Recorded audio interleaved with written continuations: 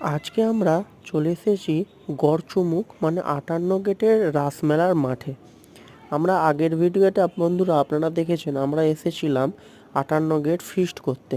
Gate থেকে বেরিয়ে দেখলাম রাসমেলায় হচ্ছে।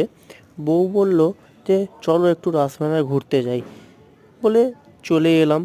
আমাদের ওখানে রাসমেলা আর এখানে রাসমেলা একটু আলাদা আছে। এখানে রাসমেলা দেখলাম ফাংশানের জন্য স্টেজ করা আছে, এখানে প্যান্ডেল হয়েছে পুরো দুর্গা ঠাকুরের মতো। এখানকার প্যান্ডেলে রাসমেলা হচ্ছে, দেখুন কত সুন্দর হাতের কাজ। আমি হাত দিয়ে দেখলাম, বেশ ভালোই লাগলো। লেখা আছে যে হাত দেওয়া যাবে না, তাও আমি একবার হাত দিয়ে দেখলাম এমনি। দেখুন কত সুন্দর ভিতরটা লাগছে।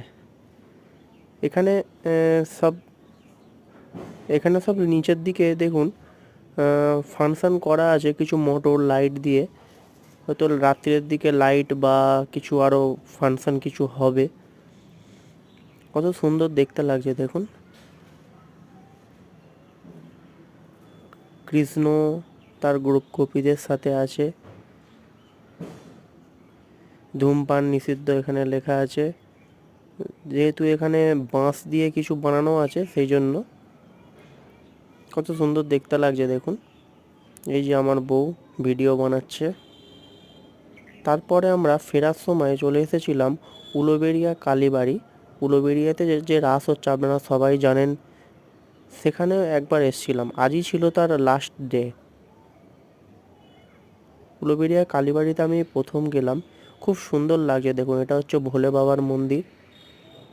সাদা মার্বেলের ওপরে নীল চুমকির লাইট জ্বলছে। পাশেরটা একটা ঠাকুরের মন্দির আছে।